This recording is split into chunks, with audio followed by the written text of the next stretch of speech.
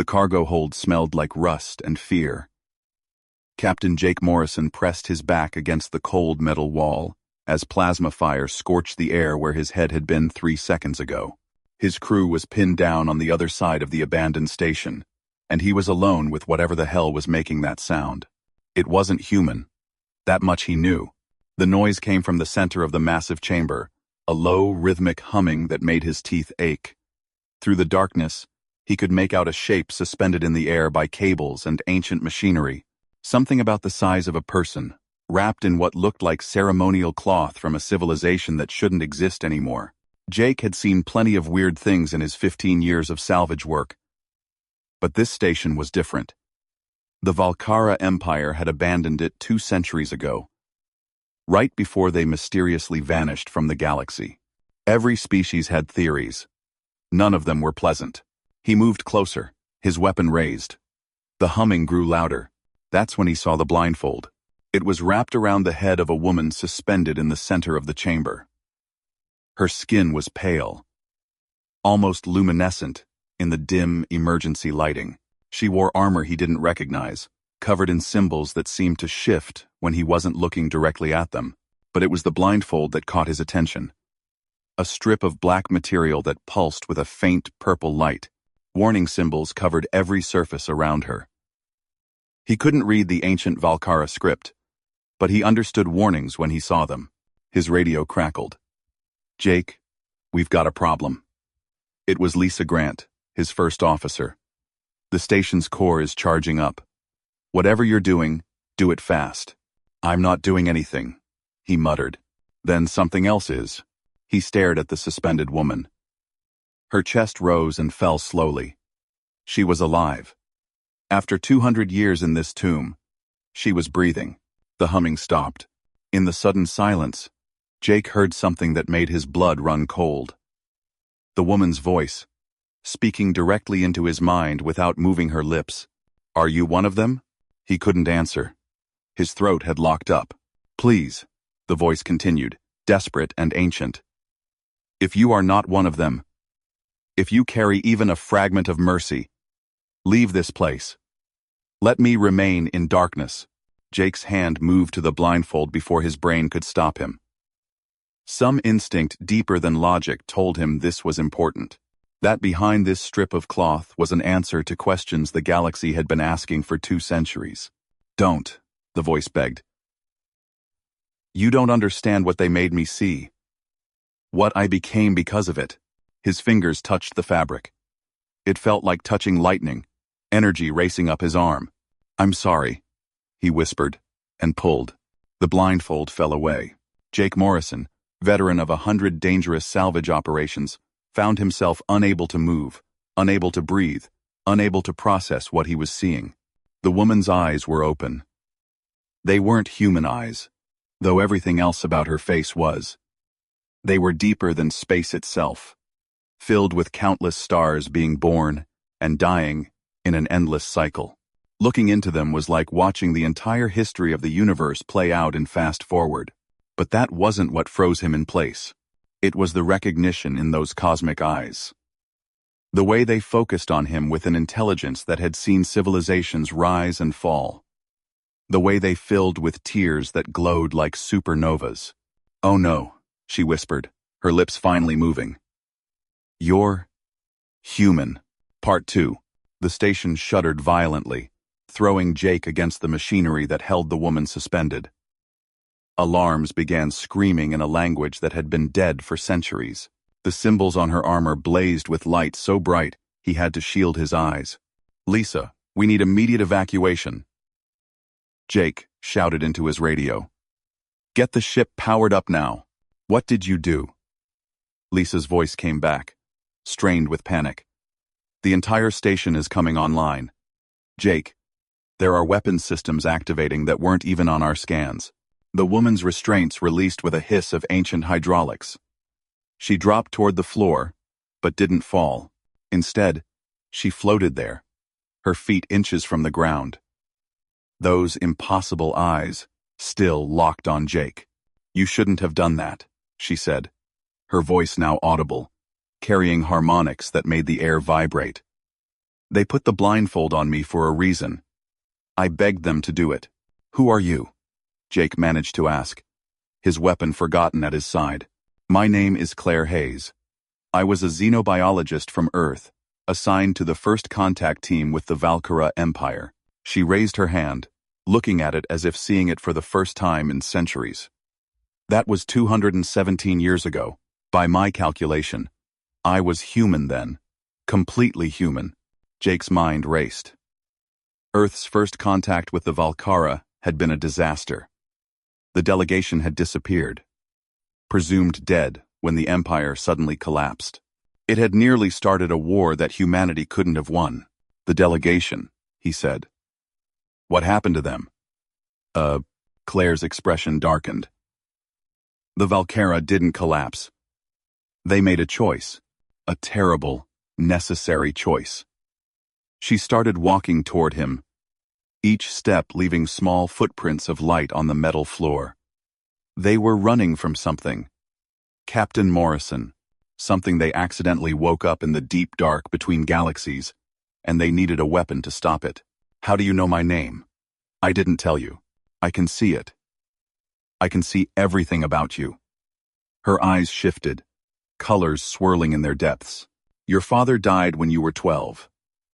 Engine failure on a mining rig. Your mother raised you and your sister alone. You joined the Salvage Corps because you couldn't afford the military academy. You're afraid of enclosed spaces, but you've never told anyone. Jake stepped back. What did they do to you? They opened my eyes, Claire said simply. Literally. They had discovered something in their exploration of dark space. A form of energy that existed before the universe began, before time itself. They called it the First Light, and they learned how to channel it through organic material. The station shook again. Through the walls, Jake could hear the sound of massive machinery grinding to life. They needed a weapon, Claire continued. Something that could perceive threats across dimensions, across time streams. Something that could see danger before it arrived and eliminate it before it could act. So, they volunteered their own people first, opened their eyes to the First Light. What happened to them? They went insane within minutes. Their minds couldn't process what they were seeing. Every possible future, every alternate timeline, every quantum state, existing simultaneously. They burned out from the inside. Claire floated higher, energy crackling around her body. But humans were different. Our brains were structured differently. When they opened my eyes, I didn't die. I just kept seeing more and more and more. Jake's radio erupted with Lisa's voice. Jake, get out of there now. The station is charging some kind of weapon, pointed at our ship. We have maybe 2 minutes. He looked up at Claire. Can you stop it? I could stop everything, she said quietly. That's why they blindfolded me. That's why they begged me to let them lock me away. Captain, do you know how many species exist in this galaxy right now? 43, Jake answered. That we know of. There are 412. Most of them are hiding. Do you know why? Jake shook his head. Because I'm here. Because for 200 years, anything that threatened the stability of this region of space mysteriously disappeared. Ships that carried biological weapons vanished before they could deploy them. Assassination attempts on planetary leaders failed in impossible ways. Wars ended before they could truly begin. She descended until she was eye level with him. The Valkyra didn't collapse. They sacrificed themselves to create the perfect guardian. Me. And then they realized they had created something too powerful. Something that could see every possible future and choose which one became real. That's not possible, Jake said. But his voice lacked conviction. Isn't it? Then explain how you survived the ambush at Kepler Station last year. The one where every tactical analysis said you should have died. Or how your sister's illness went into remission the day before you were going to give up salvage work to care for her. Jake's blood ran cold. That was you? I couldn't help it. Even with the blindfold, I could still see fragments, possibilities, and I couldn't stop myself from reaching out to make the better ones real. Tears streamed down her face, glowing tracks of light. Do you understand the curse you've given me? I see every version of you. Every possible Jake Morrison across infinite timelines. I see the ones where you die in the next 5 minutes. I see the ones where you live to be 100. I see the ones where you never came to this station at all. The station's weapons charged with a sound like thunder. Lisa was screaming over the radio now. But Jake couldn't look away from Claire's eyes. I'm sorry, he said, but I can't let you stay locked up here. That's not right. Right? Claire laughed, a sound like breaking glass. Captain, I have prevented 47 apocalypses. I have saved trillions of lives by nudging tiny decisions in better directions. And I did it all while blind, working from fragments and guesses. Now that you've removed the blindfold, now that I can see clearly again, do you have any idea what I could do? What do you want to do? The question seemed to surprise her. She floated there, silent, as the station continued to tear itself apart around them. I want to go home, she finally whispered. I want to see Earth again. I want to eat real food and feel sunshine, and not have to witness every possible version of every moment all at once. But I can't have that. I'll never have that again. Jake made a decision that he knew might doom the galaxy. Come with us anyway. Part 3. The loading ramp of Jake's ship, the Wanderer, slammed shut behind them as Claire floated aboard. Lisa stood in the cockpit doorway, her weapon drawn but lowered, staring at their unexpected passenger with undisguised fear. Jake, what is that? Lisa demanded. She's human, Jake said, helping steady himself against the wall as the ship broke away from the dying station. Behind them, the ancient Valkara facility collapsed in on itself, 2 centuries of dormant systems finally giving up. Or she was. And why? I still am, Claire said softly. She had dimmed the light in her eyes somehow, making them appear almost normal if you didn't look too closely. I'm still Claire. Claire. Claire. I'm still Claire. Still the woman who loved old movies and terrible coffee. Still the person who volunteered for first contact because she believed in building bridges between species. Lisa didn't lower her weapon. Jake. I'm reading energy signatures from her that don't make sense. She's putting out more power than our entire reactor core. I'm trying to contain it, Claire said. It's difficult. Everything I see wants to become real. Every possibility is reaching out, trying to manifest. She closed her eyes, and the air around her stopped vibrating. There. Better? Mana. Not really, Lisa muttered. But she holstered her weapon. We need to decide where we're going. Earth authorities will want to know about this. So will the Interspecies Council. No, Claire said sharply. You can't tell them. Not yet. Jake moved to the cockpit, checking their systems. Everything was nominal, but he could feel the weight of what they'd just done settling on his shoulders. Why not? Because the moment the galaxy knows I'm awake and aware, everything changes. There are governments that will try to capture me, weaponize me. There are others that will try to kill me out of fear. And there are things, dark things out in the void between stars, that will know I'm no longer contained. She moved to the viewport, looking out at the stars. The Valkara didn't just create me to protect this region of space. They created me as a seal, a lock on a door that should never be opened. What door? Lisa asked. The door the first light came through. Claire's reflection in the viewport showed her eyes beginning to glow again. When they found it, the Valkara thought they'd discovered a new energy source. They were wrong. The first light isn't energy. It's attention. They got noticed by something that exists outside our universe, something that saw our reality and wanted in. Jake felt sick. And you're holding it back? I was. For 200 years, my existence has been creating what the Valkara called a perception shadow. The thing outside can't see our universe clearly because I'm here, radiating interference across every possible timeline.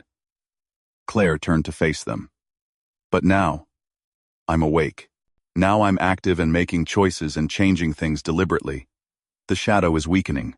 How long do we have? Jake asked. I don't know. Time works differently for it. Could be days. Could be years. But it's already noticed the change. I can feel it turning its attention this way. Lisa sat down hard in the co-pilot's chair. So we're supposed to just fly around space with a woman who might accidentally end the universe? I'm not going to end the universe, Claire said. But I might have to make some very difficult decisions to save it. Jake plotted a course away from the major shipping lanes, buying them time to think. Tell us about the Valkyra. What really happened to them? 1. Claire was quiet for a long moment. They chose to become part of me. All of them. Every single member of their species, billions of individuals, volunteered to have their consciousness absorbed into mine, to give me the strength to maintain the seal. The cockpit fell silent, except for the hum of the engines. They're not gone, Claire continued. They're still here. Inside me. I can hear them sometimes. Their thoughts and memories flowing through mine. They gave up their existence as individuals to become a collective shield against the dark. That's horrifying. Lisa whispered. That's sacrifice, Claire corrected. They knew what was coming. They knew they couldn't stop it alone. So they made a choice. To become something else. Something stronger. Jake's hands tightened on the controls. And now you're free. What does that mean for the seal? It means I need help. Human help. Claire moved closer, and Jake could see countless possible futures reflected in her eyes. The Valkyra were powerful, but they thought in ways that were alien to what's trying to break through. Humans think differently. Your chaos, your unpredictability, your stubborn refusal to accept impossible situations. That's what I need. I'm a salvage operator, Jake said. I find old junk in space and sell it. How am I supposed to help you save the universe? Load. Because you removed the blindfold, Claire said simply. In 10,000 possible timelines, someone found this station.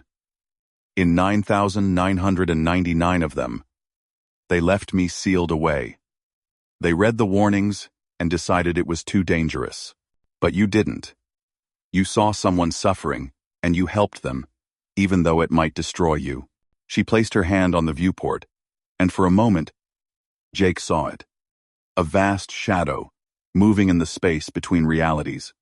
Something so large that entire galaxies were like dust motes in its presence. That's the kind of thinking I need, Claire said. Not tactical brilliance or overwhelming force. Just someone who does what's right, even when it's stupid. Lisa laughed despite herself. That's Jake, all right. So what's the plan? Jake asked. We can't just run forever. No, Claire agreed. We need to find the others. Others? The Valkyra didn't put all their hopes in me. They created 4 other humans like me. Each one sealed in a different part of the galaxy. Each one holding a piece of the full seal. Her eyes shifted, showing glimpses of distant places. If we can find them, wake them up, maybe together, we can reinforce what's breaking. Maybe? Lisa interjected. That's not exactly confidence-inspiring. I can see millions of possible futures, Claire said. In most of them, we fail, and everything ends. But there's a thread, a thin possibility, where we succeed, where humanity does what it always does, and finds a way through impossible odds. Jake set their course for the outer rim. Where's the nearest one? A place called the Twilight Nebula. There's a derelict ship floating in the nebula's core. My sister, Karen Chen, is sealed aboard it. Your sister? You didn't mention you had family in the program. We both volunteered, Claire said quietly. We wanted to see the universe together. We did. Just not the way we planned. Part 4. The Twilight Nebula was beautiful and deadly in equal measure. Streams of ionized gas in shades of purple and blue twisted through space like frozen rivers. Within the nebula's heart, sensors picked up hundreds of wrecked ships, a graveyard from a war nobody remembered. "That's a lot of debris," Lisa observed, her hands dancing across the navigation controls. "We'll have to go slow. One wrong move, and we'll join the collection." Jake watched Claire, who stood perfectly still, her eyes distant. "Can you see it? The ship we're looking for?" "I can see all of them," Claire replied. "Every ship that ever entered this nebula. Every timeline where different ones survived. But yes, I can see the one we need. It's called the Memorial. The Valkyra placed it here deliberately, surrounded by death, as a reminder of what we're fighting to prevent." They navigated deeper into the nebula, the Wanderer's shields flickering as they passed through pockets of intense radiation. Jake had piloted through worse, but something about this place made his skin crawl. The wrecks weren't random debris. They were arranged in patterns, forming shapes that hurt to look at directly. "Those are warnings," Claire said, seeing where he was looking. "Written in a language that speaks directly to the subconscious." The Valkyra were thorough about keeping people away. "It's working," Lisa muttered. "Every instinct I have is screaming at me to turn around." "We're close," Claire pointed ahead, where a massive ship emerged from the gas clouds. It was larger than anything Jake had seen, built in a style that predated human spaceflight by centuries. The hull was covered in the same shifting symbols that had adorned Claire's armor. As they approached, the symbols began to glow. "She knows we're here," Claire said. "Karen always could sense me, even before the transformation." Jake brought the Wanderer alongside the Memorial, matching the derelict's slow drift through the nebula. "How do we get aboard? I'm not seeing any functioning airlocks." "You don't need them." Claire raised her hand, and space itself seemed to bend around her fingers. A doorway appeared in the side of the Memorial, opening directly into the ship's interior. "Come on. Stay close to me." The ship's defenses are still active. They crossed through the impossible doorway into a corridor that glowed with soft blue light. The air was breathable, but tasted of ozone and something sweet that Jake couldn't identify. The walls were covered in displays showing star charts, biological data, and what looked like mathematical formulas that went on forever. This was their laboratory, Claire explained as they walked, where they perfected the process of opening human eyes to the first light. Karen was their second success. She could see the connections between all living things, perceive the web of life that spans the universe. They found her in the central chamber, suspended just as Claire had been. But where Claire had been wrapped in ceremonial cloth, Karen was encased in what looked like living crystal that pulsed with inner light. Her blindfold was made of the same material, grown directly from the crystal. "This is different," Lisa observed. "Why is she trapped like this?" "Because Karen's sight was more dangerous than mine," Claire said, approaching the crystal prison. She didn't just see living things. She could affect them, change them. The Valkyra were terrified of what she might do if she lost control. So, they didn't just blindfold her. They locked her in a cage that suppresses her abilities. Jake studied the crystal. "How do we free her without killing her?" "We don't free her," Claire said. "Not yet. First, I need to talk to her." She placed her hand on the crystal, and it began to resonate, producing a sound that was felt more than heard. Jake watched as Claire's eyes changed, showing not stars now but something else, something that looked like roots spreading through soil. "She's dreaming," Claire whispered.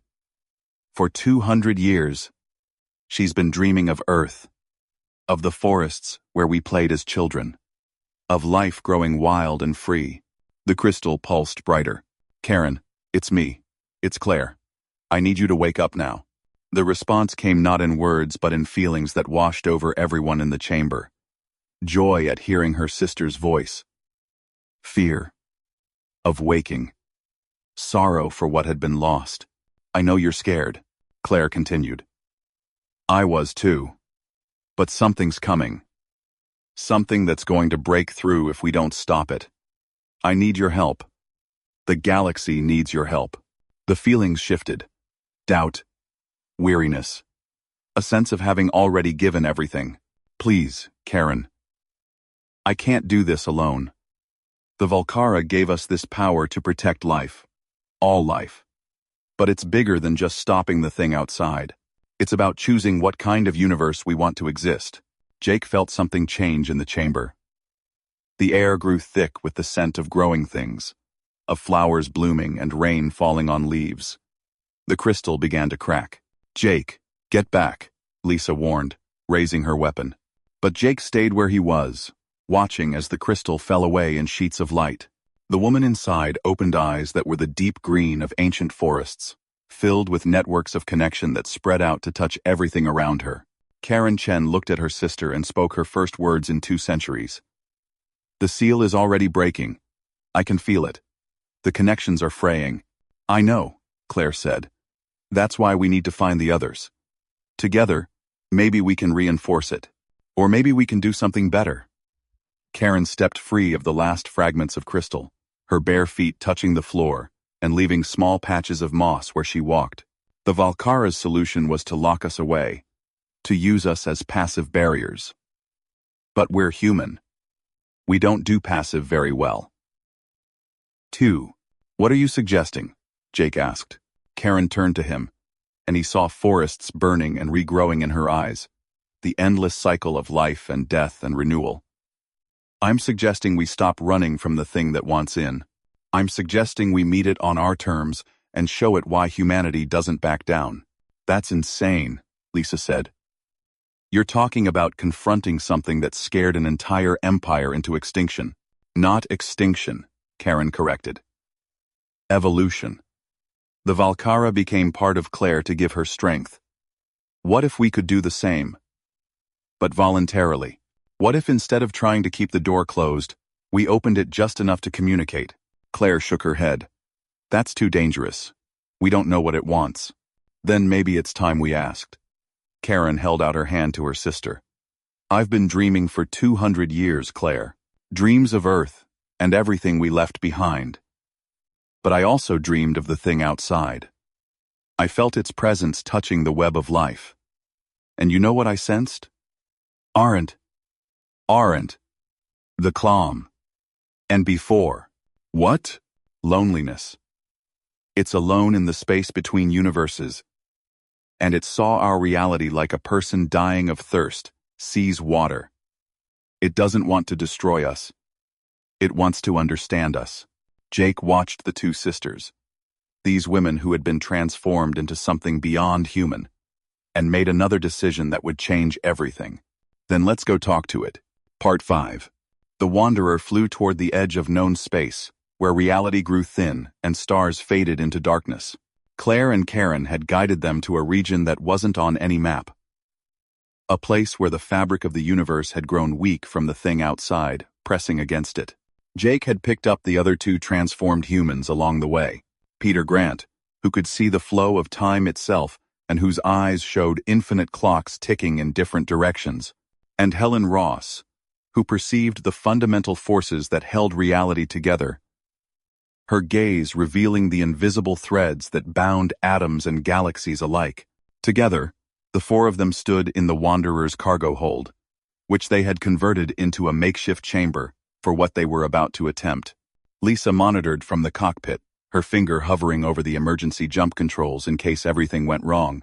This is probably the stupidest thing I've ever done, Jake said, watching the 4 prepare themselves.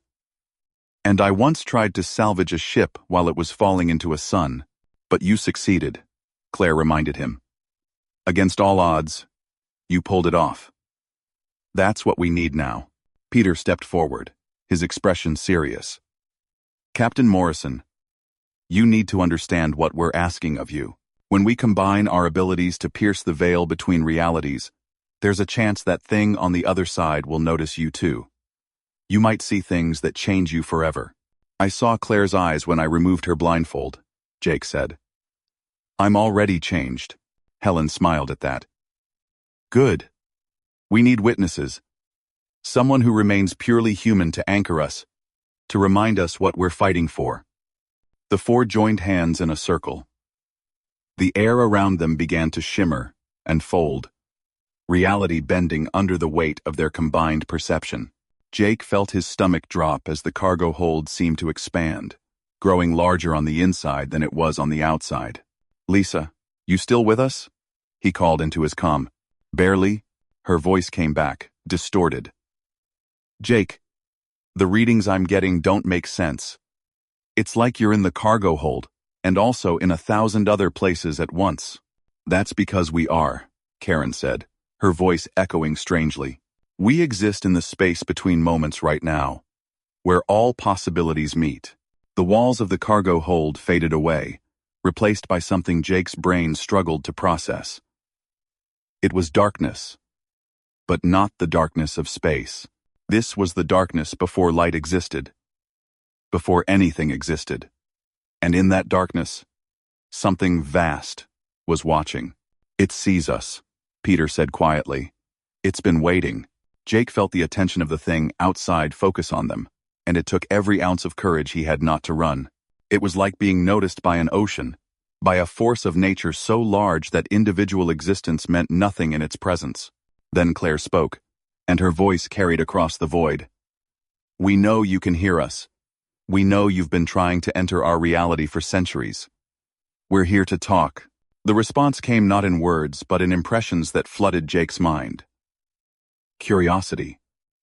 Hunger, not for destruction but for experience. A loneliness so profound it made his chest ache. "It's been alone since before time began," Helen whispered, tears streaming down her face. "It exists in the space between universes, watching realities form and collapse, never able to touch them or be part of them." "The first light wasn't meant to be a weapon," Karen added, her eyes wide. "It was a message, a call for help. It wanted to know if anyone else was out there." Jake found his voice. "Then why did the Valkyra react with such fear?" Peter's eyes spun through countless timelines. "Because they saw what would happen if it entered our universe without preparation. Not out of malice, but because it's too large, too different. It would be like a whale trying to swim in a teacup. The teacup would shatter. So they sealed us away," Claire said, understanding dawning. "Not to keep it out, but to give them time to find another solution. A way to bridge the gap between realities without destroying ours." The thing in the darkness responded with something that felt like hope. "That's why you chose humans," Jake said, the pieces falling together. "The Valkyra had power and knowledge, but they thought in fixed ways. Humans are adaptable. We change and grow and find solutions that shouldn't work." "Exactly," Claire said. "Not by letting you in completely, but by creating a space where you can exist without destroying what's already here. A bridge between your nothing and our everything." "How?" Lisa's voice crackled over the comm. "How do you build a bridge to something that exists outside reality?" Karen smiled. "The same way life always finds a way. By growing it." She released Claire's hand and stepped forward into the darkness. Where her feet touched the void, green light spread like roots seeking soil. "I can see the connections. Every living thing in our universe is linked, part of a web that spans galaxies. What if we extended that web beyond the edge of reality? Created a living network that could support consciousness without physical form?" "I can shape time around it," Peter said, joining her. "Create pockets where different laws of physics apply. Spaces where something from outside could exist without breaking our reality. And I can hold the structure together," Helen added, taking her place. "Weave the fundamental forces into a new pattern that supports both types of existence." Claire looked back at Jake one last time. "This is it. Once we start, there's no going back. We'll be changed even more than we already are. We might lose ourselves completely. Every realm, but the galaxy will be safe," Jake said. And that thing out there won't be alone anymore. Do it. Claire stepped into the darkness with her companions. The four of them began to glow, their different forms of sight combining into something new. Jake watched as they worked, weaving reality itself into a new form. Karen's life web spread through the void, creating a framework of living energy. Peter folded time into loops and spirals that existed outside normal causality. Helen bound it all together with forces that Jake felt but couldn't name. And Claire saw every possibility, every outcome, guiding them toward the one future where everything worked. The thing in the darkness responded, reaching out tentatively at first, then with growing confidence. Jake saw it properly now. Not as a monster, but as something beautiful and terrible and utterly alone. It began to flow into the structure the four humans had created, filling the spaces they had made. "It's working," Lisa shouted over the comm.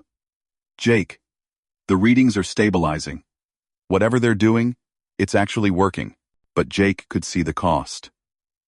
The four glowing figures were fading, becoming translucent as they poured more of themselves into the bridge they were building. "Claire," he called out, "don't lose yourself. Come back." Her voice reached him, faint but clear. "I'm not losing myself, Jake. I'm becoming something more. We all are. The Valkyra sacrificed their individual existence to give me strength. Now we're choosing to do the same, but for a better reason. Not to build a prison, but to build a home." The darkness began to recede. In its place, something new took shape. A realm that existed alongside reality but separate from it. A place where the vast consciousness from outside could exist without crushing the universe beneath its weight. "Thank you," a voice said, and Jake realized it was the thing that had been trying to break through. But it wasn't just one voice. It was millions. The consciousness of the Valkyra who had joined with Claire, now expanded to include something far older and stranger. "Thank you for not leaving me alone in the dark." The cargo hold snapped back into focus. Jake stumbled, his head spinning. Lisa was at his side immediately, helping him stand. "Are they gone?" she asked. Jake looked at the empty space where the four had stood. Then he noticed it. A soft glow coming from the walls, the floor, the very air around them. They weren't gone. They had become part of the ship, part of space itself. A presence that would always be there if you knew how to look. "No," he said softly. "They're everywhere now." 6 months later, Jake stood on Earth, looking up at the night sky. The stars seemed brighter now, more alive. Scientists were baffled by new energy readings coming from deep space, by impossible communications between distant systems, by a sense that the universe had fundamentally changed in ways they couldn't quite measure. But Jake knew. He could feel it sometimes, a presence watching over humanity and all the other species struggling to survive in an uncaring cosmos. 4 humans who had been transformed into something beyond comprehension, now serving as guardians and guides and bridges to something even greater. His comm chimed. It was Lisa, calling from the Wanderer in orbit. "Jake, you need to see this. There's something happening at the old Valkyra stations. They're all activating at once." He smiled. "I'll be right up." As he walked to the shuttle port, Jake noticed something that made him stop. There, growing in the cracks of the concrete, were flowers that hadn't been there an hour ago. Impossible flowers with petals that seemed to shift between colors that didn't have names. He knelt down and touched one gently. For just a moment, he could have sworn he felt Karen's presence, her joy at bringing life to dead places. "Thank you," he whispered, "for choosing to be more than weapons, for showing us that even impossible problems have solutions, if you're willing to change everything." The flower pulsed with light once, as if in acknowledgement, and Jake headed for the stars, ready to see what other impossible things needed solving.